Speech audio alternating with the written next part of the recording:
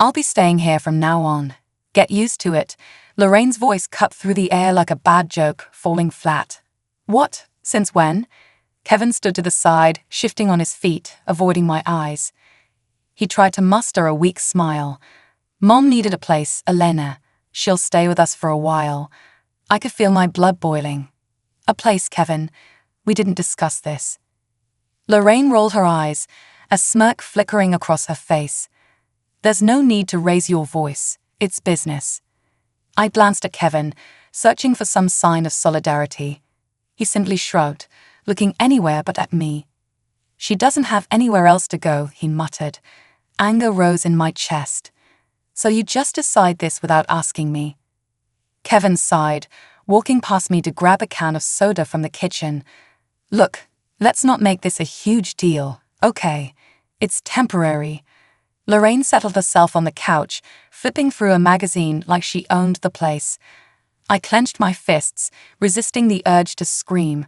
Temporary? And how long is temporary exactly? Kevin opened the soda, taking a sip.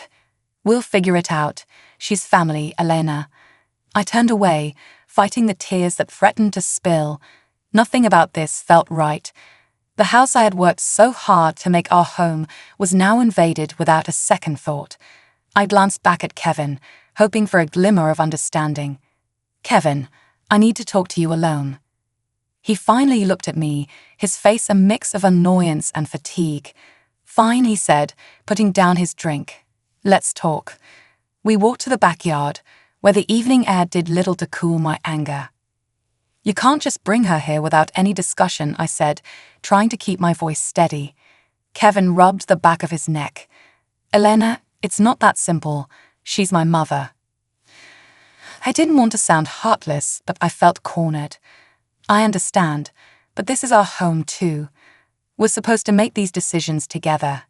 He gave me a tired look. I thought you'd understand. The sting of those words cut deep. Kevin, that's not fair. I'm trying to understand, but you can't expect me to accept this without talking about it. He shrugged again, as if that single gesture could dissolve my frustration. Look, just give it time. She won't be a problem. I glared at him, unable to fathom his nonchalance. Won't be a problem. She's already taken over the living room. Kevin threw his hands up in surrender. I can't throw her out, Elena. That's all I'm saying. With that, he walked back inside, leaving me fuming in the backyard. The sinking realization dawned on me. My voice didn't matter. Kevin had made up his mind, and Lorraine had dug her heels in. As I stood there, I took a deep breath, my determination solidifying. I would not let this go uncontested. Stepping back inside, I shot a glare at Lorraine. She met my eyes with a cold smile. This is not over, I whispered, mainly to myself. The house, my sanctuary, had become a battleground, and the war had just begun. I can't believe this is happening, I muttered to myself as I left for work the next morning. My best friend Sandra called just as I pulled into the parking lot. Elena, how was your trip? She asked cheerfully.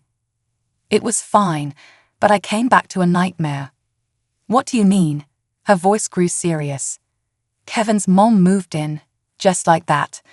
No discussion, no warning, I said, biting back my frustration. Sandra sighed. You've got to be kidding me. Didn't he even talk to you about it? Nope, it was all decided while I was gone. Sandra was quiet for a moment. You need to lay down some boundaries, Elena. This isn't okay.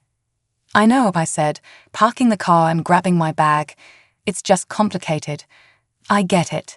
Just remember, you don't have to put up with this forever, she said, trying to reassure me. Entering the office, I tried to focus on work, but my mind kept drifting back home. Memories flooded in about when Kevin and I first met at this very office. Kevin, the charming graphic designer, always had a way of making everyone laugh. Our romance had been quick and intense. We married after just a year of dating, certain we could handle anything together.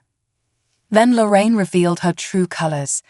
Sweet and supportive before the wedding, she turned critical and manipulative once the rings were on our fingers.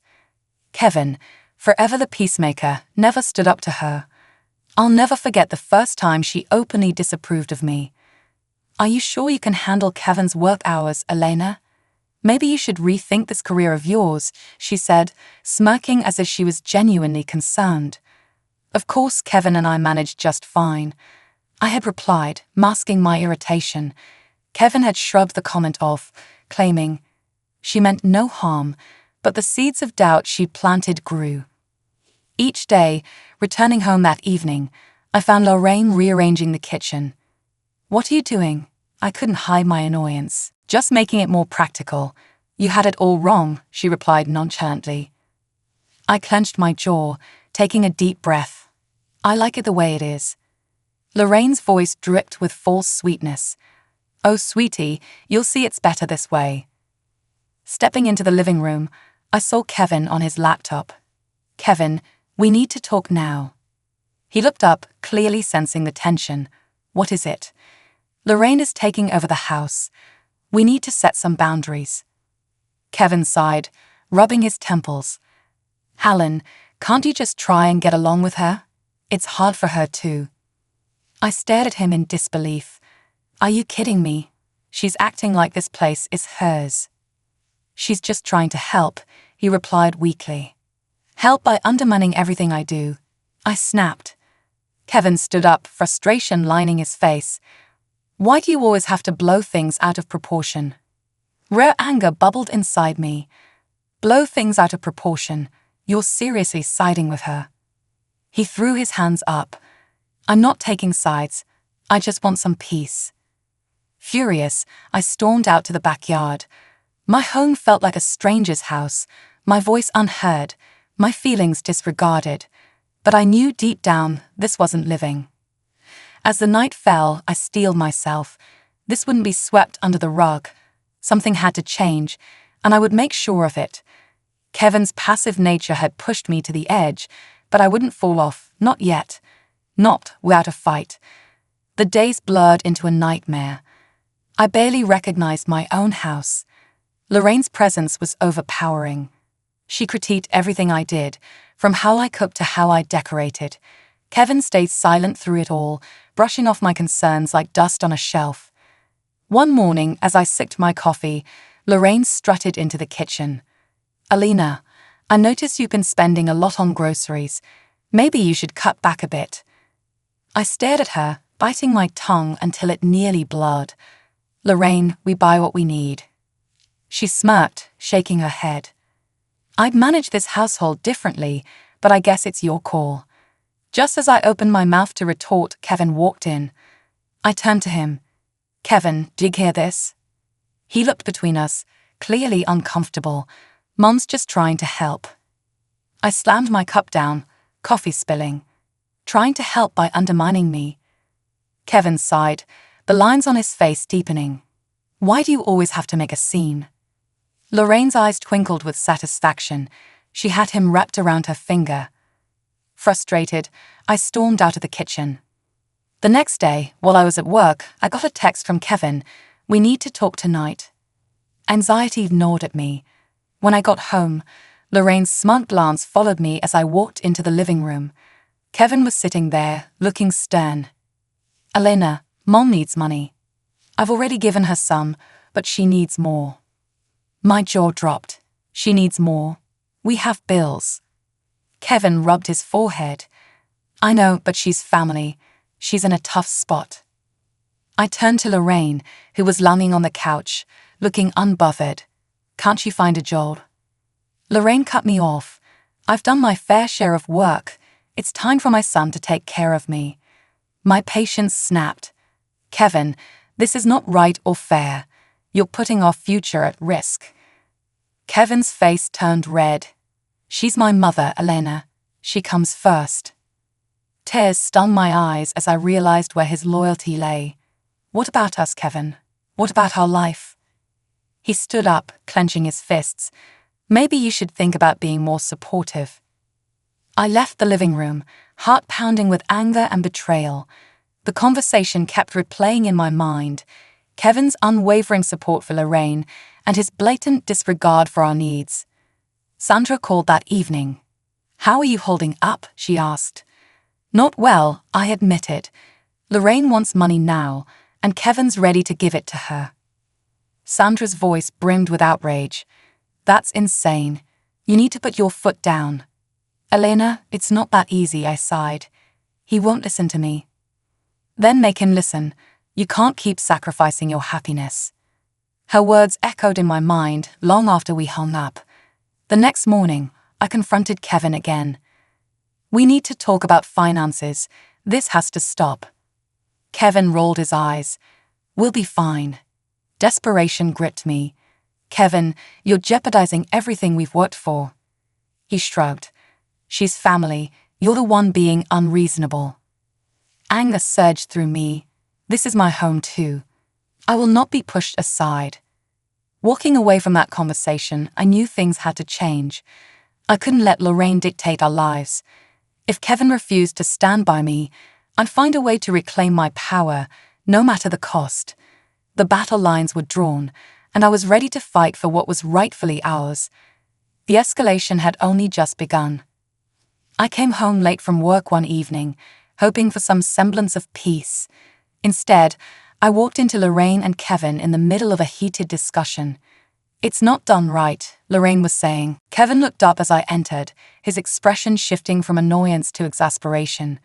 Mom thinks the house isn't clean enough, he said, as if that were the biggest problem we had. Lorraine turned to me, hands on her hips. Elena, couldn't you at least try to keep this place decent? I dropped my bag on the floor, barely containing my fury. I have a full-time job, Lorraine. I can't spend every minute cleaning. Lorraine huffed. When I was your age, I managed just fine.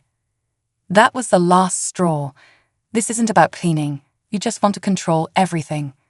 Kevin stepped between us, his voice rising. Elena, calm down. Mom's just trying to help. Help by criticizing everything I do. This is my home, Kevin, our home. Lorraine scoffed. You're overreacting. Maybe if you learn some respect. Before she could finish, I cut her off. Respect. You moved in unannounced, rearranged my kitchen, demanded money, and now you're criticizing how I maintain my home. How is that respectful? Kevin's face turned red with frustration. Elena, why can't you see that she's just looking out for us? I could have screamed from the hopelessness of it all. Looking out for us, she's making me feel like a guest in my own house. Lorraine threw her hands in the air. If you're that unhappy, maybe you should leave. I stared at her, stunned, turning to Kevin. I waited for him to defend me, but he remained silent. My heart sank. Is that what you want too, Kevin? For me to leave?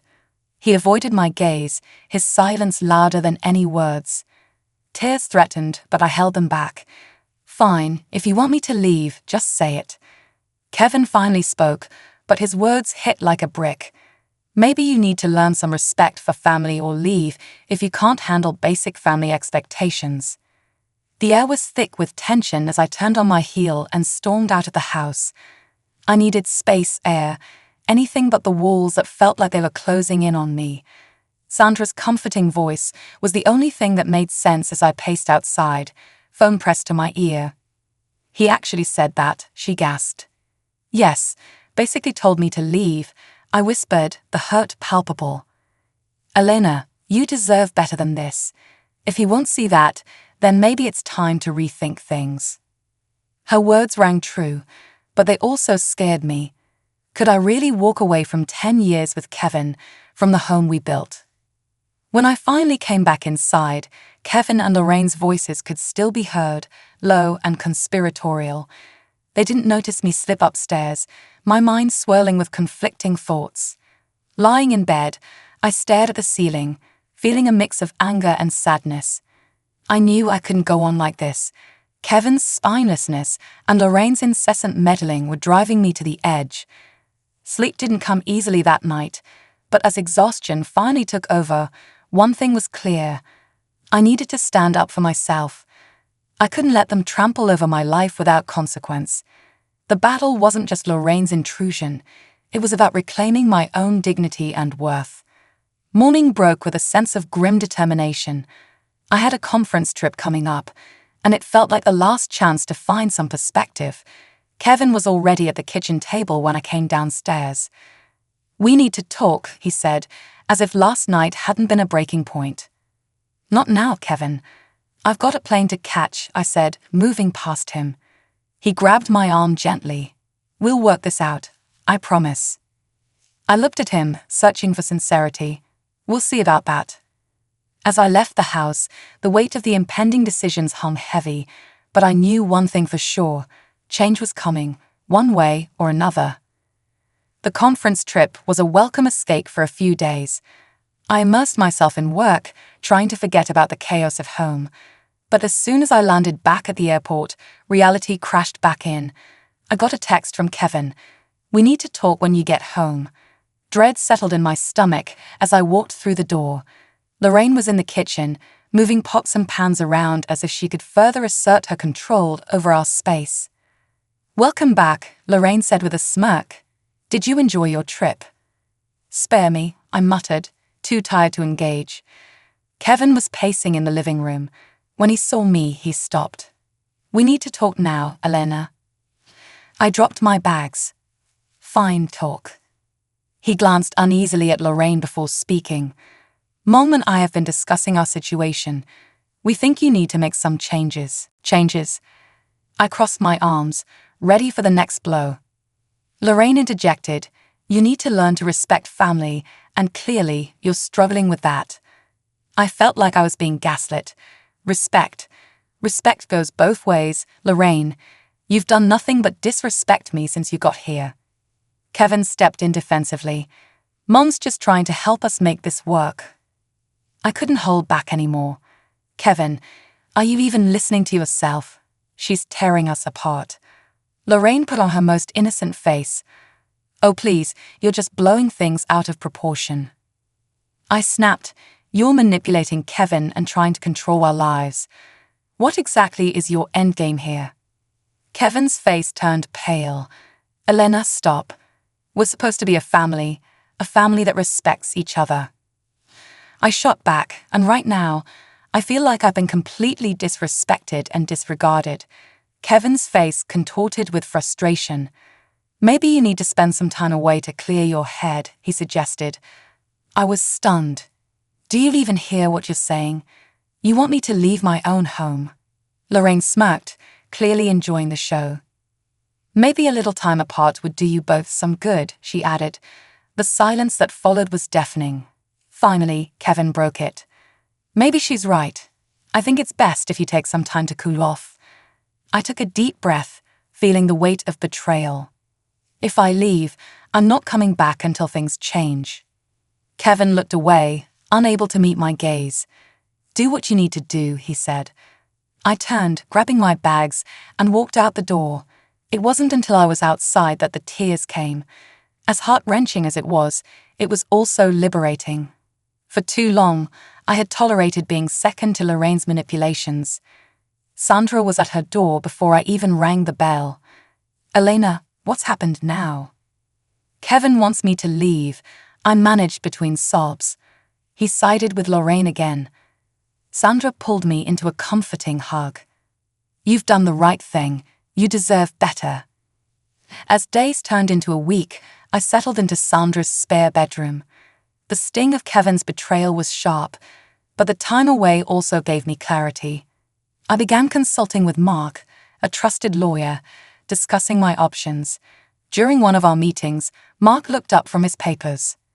"You know, Elena, the house is legally yours." I blinked, processing his words. "What do you mean?" "Kevin never updated the deed after you purchased it. Legally, you hold the title." A spark of hope flickered. "So I could." "Yes," Mark confirmed. "You have the power here. Use it wisely." Armed with this knowledge, I prepared for the next battle. Kevin and Lorraine needed a wake-up call, and I was more than ready to give it to them. My time of feeling powerless was over. It was time to reclaim what was rightfully mine. I returned home with a resolve I hadn't felt in years. As I walked through the front door, the silence struck me. It was clear Lorraine and Kevin knew something was up. I found them both in the living room. Kevin on the couch, Lorraine in the armchair. Both turned to face me as I entered. Kevin spoke first, his voice betraying his nervousness. "Elena, where have you been?" I didn't waste any time. "Kevin, Lorraine, sit down. We need to talk." Lorraine's eyes narrowed. "About what?" "Think you can come in here and start making demands?" I ignored her, focusing on Kevin. "This ends now." Kevin, Lorraine's constant meddling, the financial drain, everything. Kevin's brows furrowed. "What are you saying?" "I'm saying this situation is unbearable. Lorraine's presence and your constant support of her over our marriage is unacceptable." Lorraine stood up, her face a mask of feigned innocence. "Oh, I see. So now it's all my fault." "Every part of it," I stated bluntly. "I've tried to be reasonable, but you've taken over our home, criticized me constantly, and pushed me to the breaking point." Kevin sighed deeply. "Elena, we've been over this. She's family." I took a deep breath. "Well, here's the thing, Kevin. The house is in my name. Legally, I own this place." Both Kevin and Lorraine froze, their faces pale. "What?" Kevin muttered, disbelief painting his features. "You heard me," I said. "And with that, I have the final say on who stays and who goes." Lorraine scoffed, trying to regain her composure. "You wouldn't dare." I looked straight at Kevin. "If you want to stay in this marriage, Lorraine needs to go. Now." Kevin stammered. "Elena, you can't just—" "Yes, I can," I interrupted. "This is my home, and I'm done being pushed around." Lorraine's eyes were on fire. "You ungrateful little—" "Enough," I shouted. "Leave now."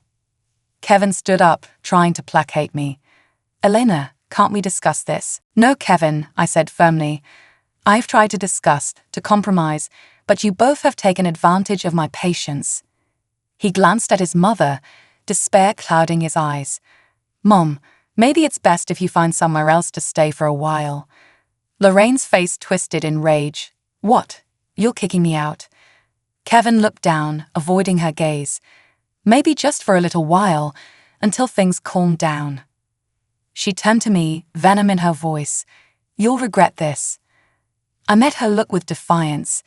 "No, Lorraine, I think this is exactly what I need to do." Kevin's shoulders slumped as Lorraine stormed off to pack her things. He finally looked at me, desperation in his eyes.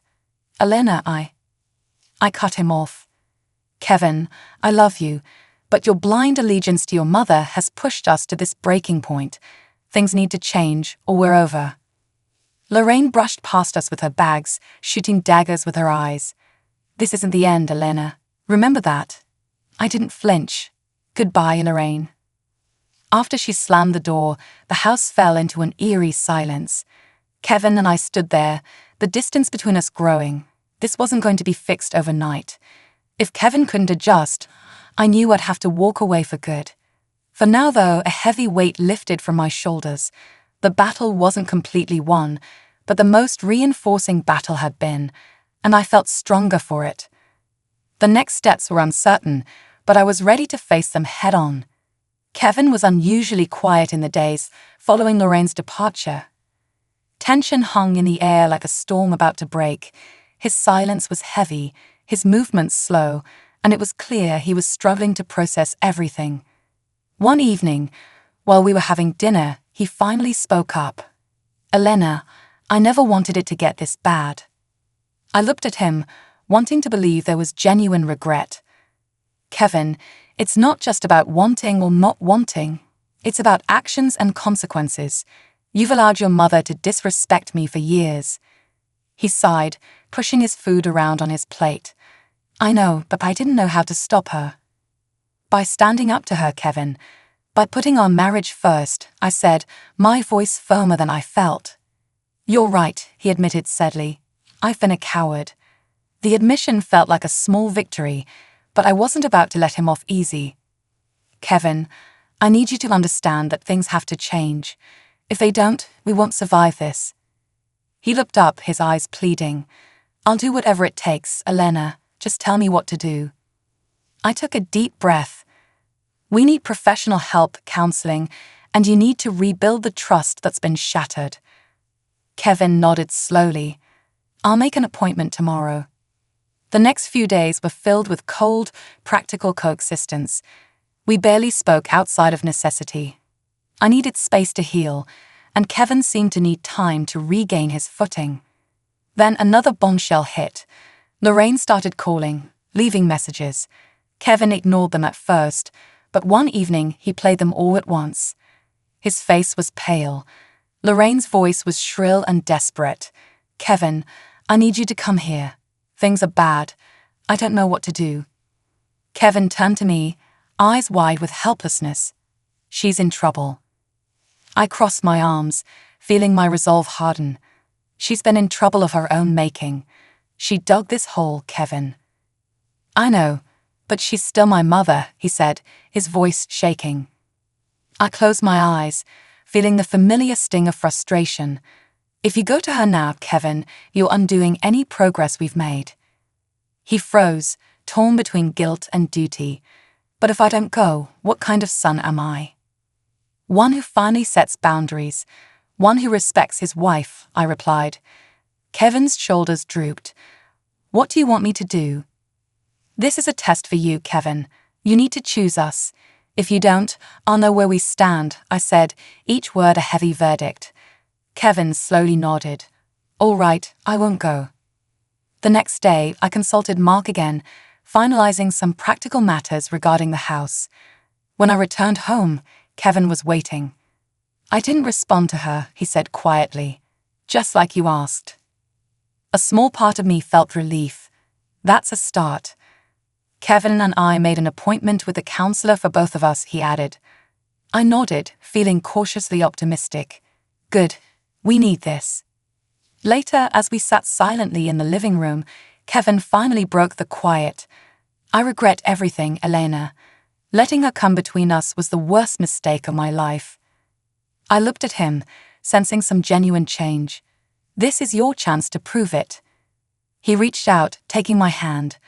I promise, Elena, I'll do better. As the days turned into weeks, we attended counseling sessions, slowly working through years of built-up resentment and betrayal. It wasn't easy, and I wasn't sure if Kevin and I would fully recover. But for the first time, there was a glimmer of hope. However, I couldn't shake the feeling that Lorraine wasn't done with her schemes, and I remained vigilant, ready for whatever her next move would be. This battle wasn't over, but I was no longer willing to be a passive participant in my own life. I was prepared to fight for my happiness, no matter the cost. The decision to move out temporarily was my last resort. Kevin and I had made progress in counseling, but I needed a fresh start to clear my mind and regain control. I found a small, furnished apartment a few blocks away, allowing me to maintain some distance while still keeping an eye on the home front. I left. Kevin looked distraught. Elena, I understand why you need to do this, but it feels so final. It's not forever, Kevin. It's just for now, I said, mustering as much reassurance as I could. I need space to heal. He nodded, but his eyes were filled with worry. I'll be here when you're ready. As I settled into my new place, I threw myself into work, excelling at the marketing firm and networking with new clients. One evening, I received a call from Nathan Parker, an old friend who had just launched a startup. Elena, I've been following your career for a while now. I'd love for you to join my team, he said enthusiastically. Excitement bubbled up. That sounds amazing, Nathan. Let's meet and discuss it further. Meanwhile, Lorraine's life was unraveling. Rumors reached me through mutual acquaintances. She and Kevin had been forced to move into a rundown apartment, their finances in tatters. Without my contributions, it seemed karma was catching up to her. Several weeks passed before Kevin called. Can we meet? I need to talk to you. We met at a small cafe. Kevin looked worn out but sincere. I've missed you. The house feels empty without you. I've missed you too, I admitted, though cautiously, but have things changed? He sighed deeply. Lorraine's in over her head.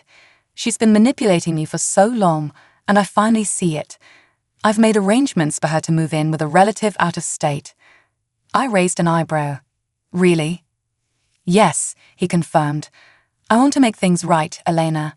I want us to be happy again. A part of me felt relief, but I also knew I had to protect my heart. Kevin, it'll take time for me to believe things have truly changed. He nodded understandingly. I'm willing to wait.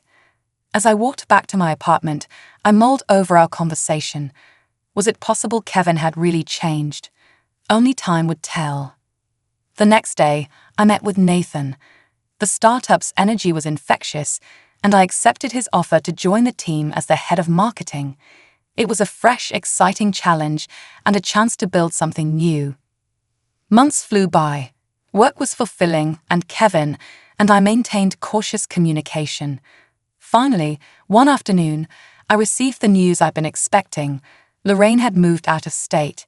Kevin called me later, his voice hopeful. The house is ours again, Elena. Can we start over? I hesitated a moment before answering. Yes, Kevin, we can give it another try. Moving back into the house felt surreal. It was as if a dark cloud had lifted, and the space was filled with possibilities once more. Kevin worked hard to rebuild trust, and the counseling sessions became a solid foundation for our new beginning. One evening, as we sat on the porch, watching the sun dip below the horizon, Kevin turned to me. Thank you for giving us another chance, Elena. I won't let you down. Looking at him, I saw a genuine change and commitment in his eyes. I believe you, Kevin. Let's make the most of this. Gradually, life became stable and fulfilling again.